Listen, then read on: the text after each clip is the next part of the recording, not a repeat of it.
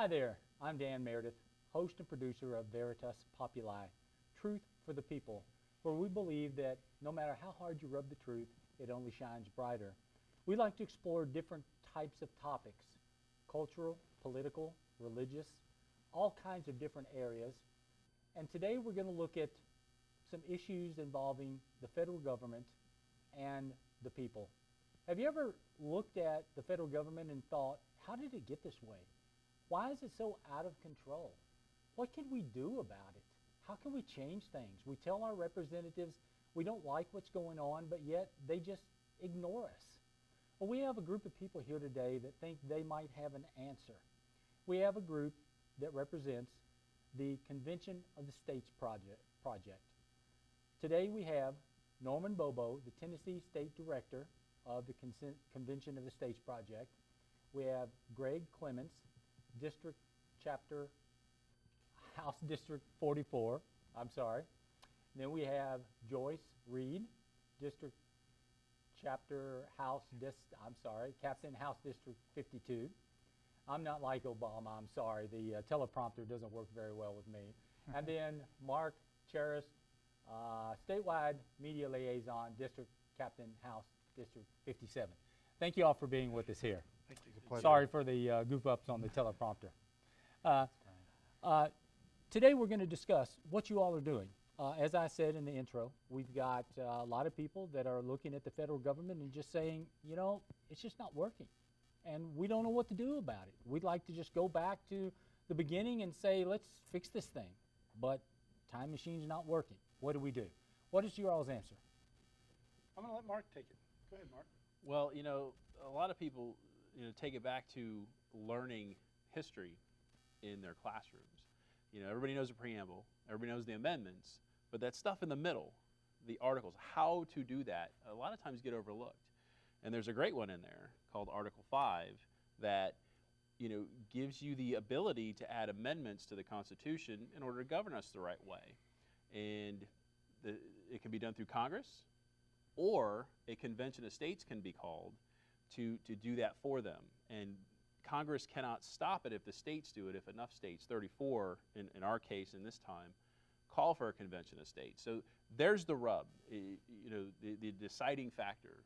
Is Congress going to police itself, or are the states going to step up and exercise their constitutional rights to put things in place to take care of that? And that's what we're looking at as far as doing what can be done constitutionally, rather than just having rallies or even a march on Washington. This is deeper than that. This is what can actually be done to change the Constitution, change the future of America, and put it on the right path to get things done the right way. Okay, so let's back up and let's go back to the high school history class. We've got the president who executes laws. We've got the court who nowadays they think that they make laws, but they're not supposed to. They interpret laws. And we've got the legislature that passes laws. Right. And then we had our Constitution at the beginning, which was put together by our founding fathers. And then it has been it's been amended 27 times, 27 amendments.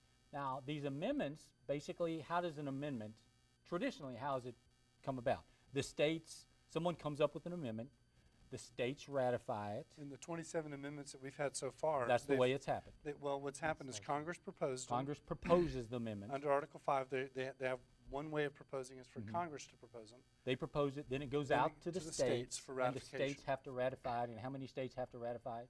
3/4. 3/4 of the states. And things like, well, all the amendments that have come. What's the last amendment that came out? So in 1992, it's the 27th Amendment. It actually causes, or it requires that Congress can't raise its pay in the same session. An election has to intervene before their pay can go up. Okay. And the whole idea of an amendment is supposed to be difficult. You're not supposed to have somebody come up and say, here's an amendment, and somebody vote on it, and tomorrow an amendment come up. It's supposed to be difficult. So when people say to you all, it's going to take a lot to do this, well, it's supposed to, right? It is. So all amendments are supposed to be difficult. And So one of the things that we're doing, this is a strategy that's completely different from any other Article 5 effort that's ever been done in the history of our country. Most of the Article 5 efforts have been led by thought leaders or by leaders in politics or leaders in business to try to get the states to do it. Mm-hmm. What's different about our movement is that it's completely grassroots led. Okay. So across the country, we have leaderships in our states. We have leadership in our House districts across the entire country. So you mentioned earlier when we were going through the titles, these guys are district captains, right? And so their goal is to actually organize inside a house, state house, not U.S. House, state house district. And we've got over 2.1 million people on our rolls already in just a very short period of time. It's about 3.5 years, depending on when you count the starting point, about 3.5 years to get to 2.1 million people. Okay. That's tremendous, really fast growth. So one of the things that's really different about us and some of the prior ones and why this has never happened before is because it's never really had a we the people movement behind it. And that's what makes us different and makes us unique from some of the other ones that have been attempted so far. Okay, so let's go back. So this the way that amendments have always been done traditionally is Yes, through thank you. through someone in the legislature. They put an amendment up, and it goes out to the state legislatures. They vote on it, they ratify it, and then it becomes a change, an amendment to the Constitution. But you're saying what most of our viewers, I think, don't realize is there's another way to do it that's never been done. There's been attempts, Correct. but it's never been successful, and most people don't even know that this is even in there. You're taught in history class in the high school that here's how you ratify the Constitution, and they teach you this one way. And then you may say, oh, well, there's this other way. But no one's ever done it. There's been some attempts, but no one's ever really seriously attempted. And then there's been some statements that, well, if you ever try to do that, there's a lot of danger. And there's some people today that talk about that, and there's some serious arguments, I think, on the other side, but you all feel like that those arguments aren't strong enough. Yeah. So tell me about the Article 5 in the Constitution and what it says can be done, what this alternate way is. So there are two ways for amendments to be proposed, and then there are two ways for them to be ratified in the states. One way for them to be proposed, all 27 of our current amendments have been proposed by Congress, okay? And then, but they're all ratified in the states. Now, by the way, of the two ways to ratify them in the states, there's the method of the state legislatures, which you mentioned. 26 of our 27 current amendments have been ratified through state legislatures. One of our amendments, the 21st Amendment, was actually ratified by the states, but it was done in what they call intra-state ratification conventions. And this is in Article 5. If you read Article 5, there's these two ways to ratify. The 21st Amendment was ratified using intra-state ratification conventions. It was done in the early 1930s. I don't remember the exact year. That was to take away it was a repeal of prohibition. Repeal of prohibition. Yeah, repeal of prohibition.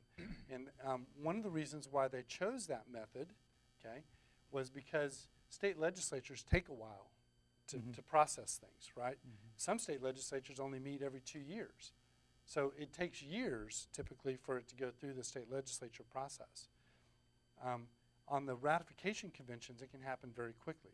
So what was happening in the period of Prohibition, the country was literally falling apart. I mean, there were Tommy guns in the streets, right?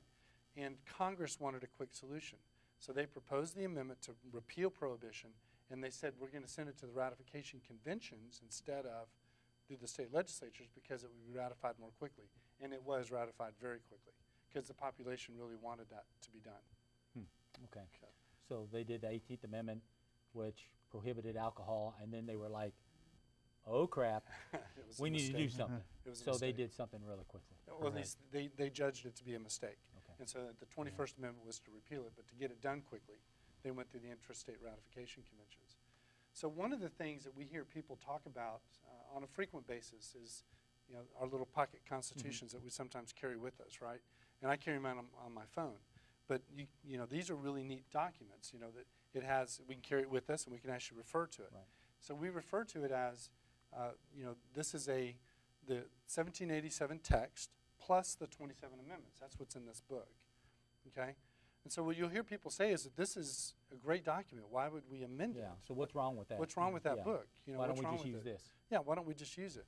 Well, the problem is that's not what's being used. And if we can go, we've got a couple graphics I wanted to show. Okay. If we can go to graphic 2 real quick, if we can show that on the screen. I wanted to just give everyone an idea of how this works. Let's see if we can get that up real quick. The 1780, like I said, the 1787 version is the one that has the You know, while we're getting the graphic up there, Mhm. I thought the United States became a union in 1776. So you say 1787. So- Something happened in 1789. Right. So in just a 1770, little history. Yeah. So in 1776 we had the Declaration of Independence. That's when we declared ourselves to be independent from Britain. Okay. Shortly after 1786, we actually created a thing most people don't think about it, but it's a constitution. Mhm. It's called the Articles of Confederation. Okay. And the country ran under the Articles of Confederation until 1787. Okay. The Articles of Confederation had a lot of issues, and they needed to be replaced. And that's what happened at Philadelphia. They decided to write a new constitution. Okay. And by the way, they were authorized to do so.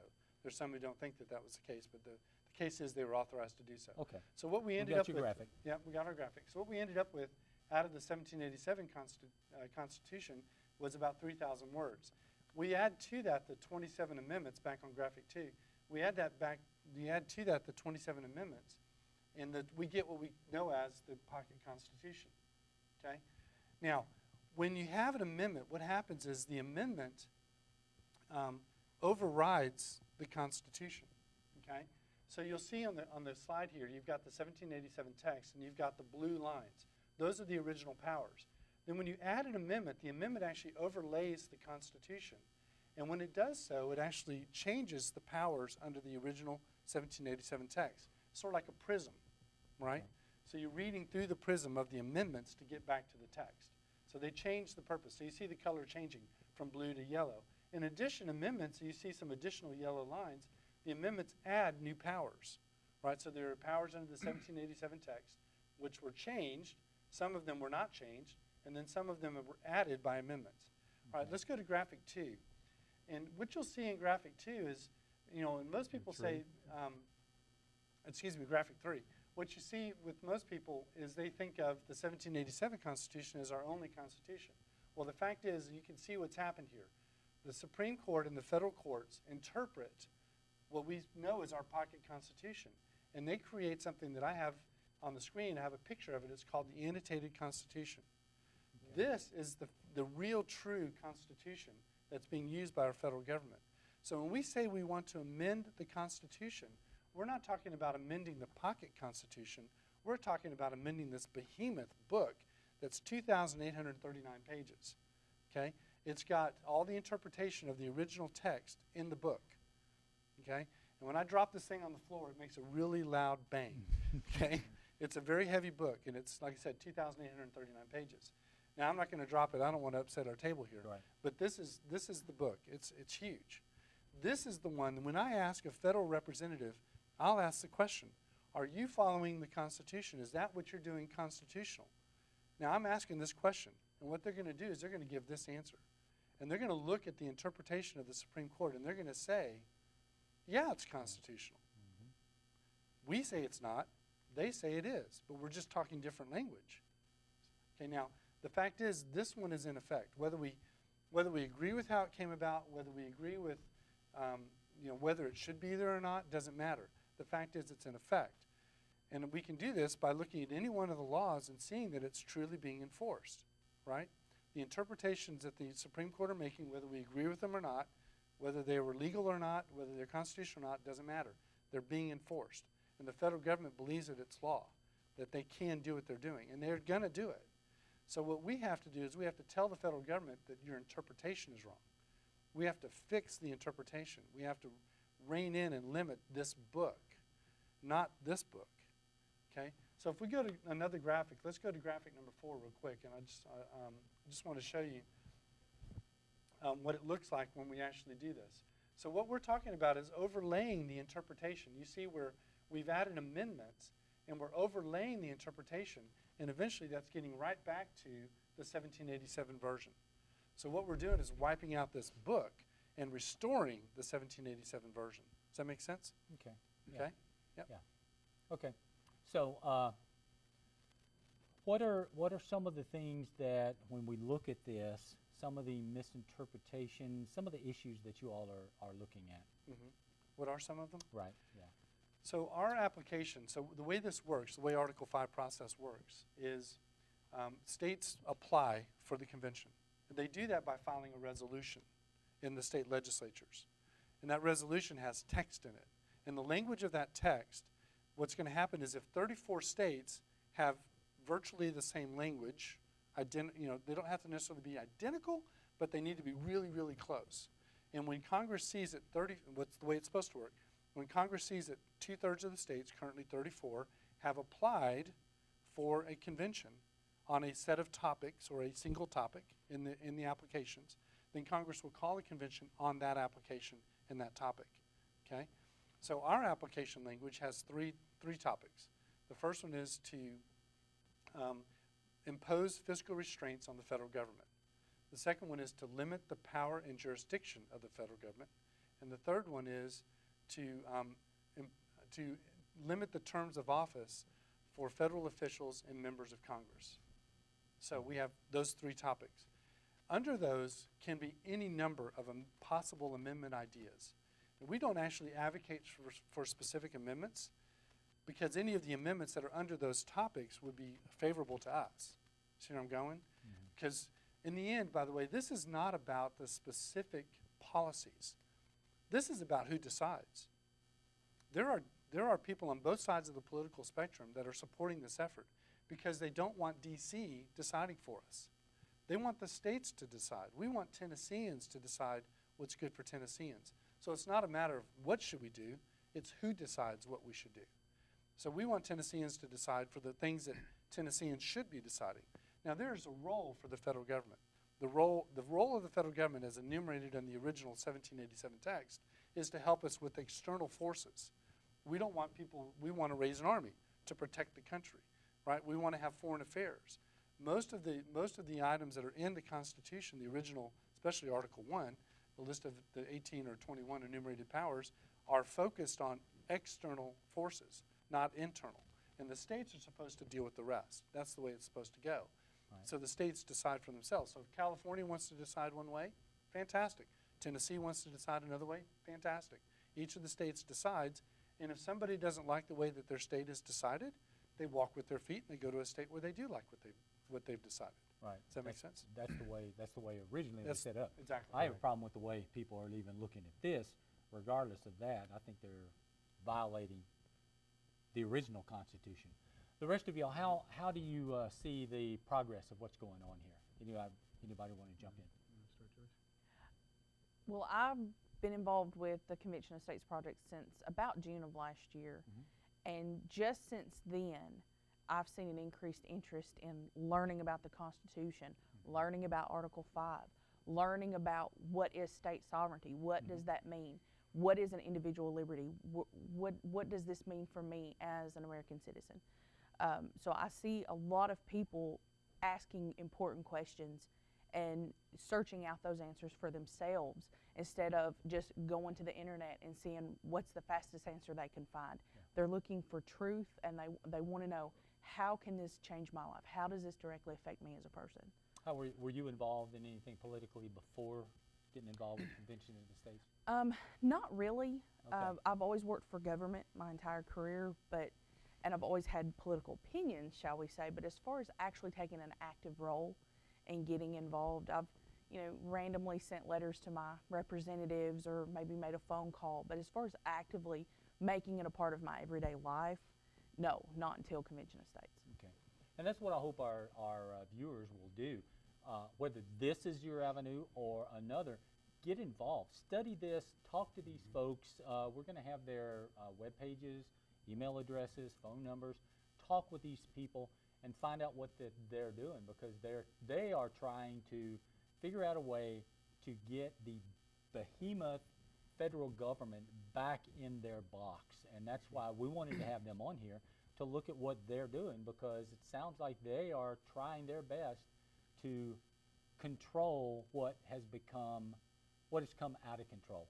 If I were to mention the 10th Amendment to all four of these people, they could probably quote it verbatim, or at least give the idea of what the 10th Amendment is about. If you were to walk down the street in Nashville and ask people about the 10th Amendment, most people, at no fault of their own, except for they haven't studied, people just aren't taught. In high school today, no one tells about the 10th Amendment. I remember being in school, and I remember vaguely arguments and back and forth teaching about, I was thinking the other day, teachings that I remember learning about a federal banking system and hearing the argument whether we should have a banking system or not, and some said that we shouldn't. Why? Because it wasn't authorized in the Constitution. And people today have no concept that we shouldn't do anything because it's not authorized. The people on the streets today think, well, the federal government, they can do anything. If they just make a law, they can do anything. Yeah. And that's not the way the Constitution was set up. There are enumerated powers that the federal government should be involved with, and everything else is, what does the 10th Amendment say? Reserved to who? To the states states and or people. to the people, right. And we need to put the federal government back in the box. Right. So what are the next moves? What's going on in Tennessee? So one of what you may not be aware of is in Tennessee, we have actually passed the resolution for a Convention of States application with the language that Norman mentioned. And so for a state like ours, our responsibility is to help other states pass and help them get organized. In addition to that, you know, as district captains, we are all responsible for growing that grassroots army. So in order to be effective, we know we have to have people that understand and are energized. And to your point earlier, they need to be able to call their legislators when the issues come up. You know, when we get to a convention, there's going to be all kinds of decisions that have to be made about rules, about representation, and obviously, when the amendments come out of the convention, we're going to need to support our legislators in terms of passing them, you know, ratifying them, assuming that we all agree with them, but in most cases, I'm pretty sure we are. And so there's a lot of work around that, and that's why we need that grassroots army, so that we have people mobilized that can call and say, look, we support this amendment, please pass it. And I don't know, is there anything else you want to add? Yeah, so one of the things, our parent organization is a group called, or an organization called Citizens for Self-Governance, okay? And our goal here, as you've already kind of started to gather a little bit, you know, most of the people that are in our leadership in Tennessee have never, like Joyce, have never really been formally involved in any kind of an organization involved in politics at all, ever, before. Most of us, right? And what we're doing is not only working on the Article 5 effort, but we are educating people on the Constitution. We're educating people on how to be self-governing, how to actually work within the process to make sure that we get the results that we want. So self-governing means that we're the ones that we're going to go up there and make our voices heard. In Nashville, we're going to make our voices heard in our county governments, in our local city governments. We're going to make our voices heard, and that's what we're all about. Now, you know, obviously we have one target with the Convention of States project right now, but the process that we're going through, we're building an organization that's going to go probably beyond the Convention of States. It's going to live beyond the ratification of amendments. And by the way, you know, some people think, well, we're going to hold this convention and it's going to be one and done, and that's not true either. We may not get all the amendments we want out of the first convention. We'll be shooting for a second one, right? And as the government gets smaller and people become more aware and the organization continues to grow and people are more educated, we're going to be, I'm sure there will be demand for second and subsequent conventions to fix other problems. You know, one thing that could happen is we fix a problem with some federal agency, whatever that is. We fix a problem. And somewhere 50 years down the line or 100 years down the line, we all forget why we fixed that problem, and it becomes a problem again. Well, we run another convention and we fix it again. Does that make sense? Okay. So this is, you know, the idea here is to use the tool that the founders gave us that has not been used. Let's use it. They gave it to us. Let's use it. Let's make it active. And then once we've done it, we'll continue to do others down the path. But anyway, our goal is to build an organization of people who are self-governing. Okay, sounds great. Yeah. We've got a little over a minute left. If people want to, I'd like to ask y'all to come back and do another show on this if you're willing to. Absolutely. Certainly. And if people want to find out more about the Convention of the States project, where would they go? The easiest place to go is ConventionOfTheStates.com. Okay, ConventionOfTheStates.com. Yep. Okay, so the webpage there, find out more information there. Right. Do you have any kind of meeting or anything that's going on? We are in the Nashville area here, but of course this is going to be on YouTube and could go throughout the known universe. Right. But as far as the Nashville area, anything in the next couple of months? So we have meetings that are going on all the time. In fact, we had one that happened today in Murfreesboro. Okay. And the way to find out about our meetings that are coming up is to go to our Facebook page. That's Okay. the easiest way to do it. And you go to facebook.com/COSProjectTN/events. plural. COS Project TN/events. And that'll Okay. get you a list. Or you can go to cosaction.com/Tennessee spelled out /events. That's our website. Okay. cosaction.com/Tennessee spelled out is our website. But you add events on the end and you get our list of events there as well. Okay, sounds great. We appreciate everyone tuning in to Veritas Populi. We, with these folks, stand for freedom, for liberty, for ridding ourselves of this federal government that has overreached and keeps nosing in people's business. We have a whole government that's made up of mothers-in-law that doesn't know how to stay out of our business. Thank you.